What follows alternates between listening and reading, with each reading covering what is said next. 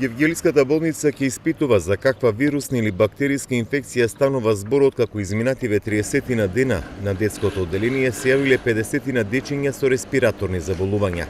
Станува збор за популација до 5 годишна возраст. Симптомите се невообичаени за овој период од годината кога најчести се цревните заболувања кај децата, вели директорот на Гевгелиската болница Крџев, кој не можеше да потврди што е причинителот за големата бројка. Тоа се симптоми на горни и долни респираторни, значи сите симптоми за една бронхопнеумонија. Со висока температура, со тешкоти во дишење, со наод на плуча, кој што е диагностициран и рентгенски и клинички на стетоскоп, и тоа се оние, викам уште еднаш, дека тоа се неспецифични симптоми за толкова бројка во периодот во кој што се јавуваат.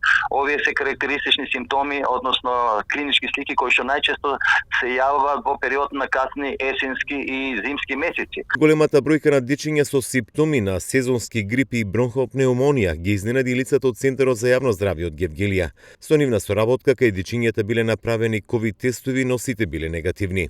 Направени се и брзи тестови, исто и ПСР тестови се замени од страна на Центарот за јавно здравје и тие се диагностицирани како негативни. Зевен е и материјал и препратене до соодветните институции за да видиме за каков причинител се работи, значи информиран е Центар за јавното здравје и во координација со локалниот епидемиолог да расчистиме за каква инфекција се работи. Во Гевгелија нема активни случаи со COVID-19. Последните беа регистрирани во мај кои се веќе излекувани и нема регистрирани нови COVID пациенти.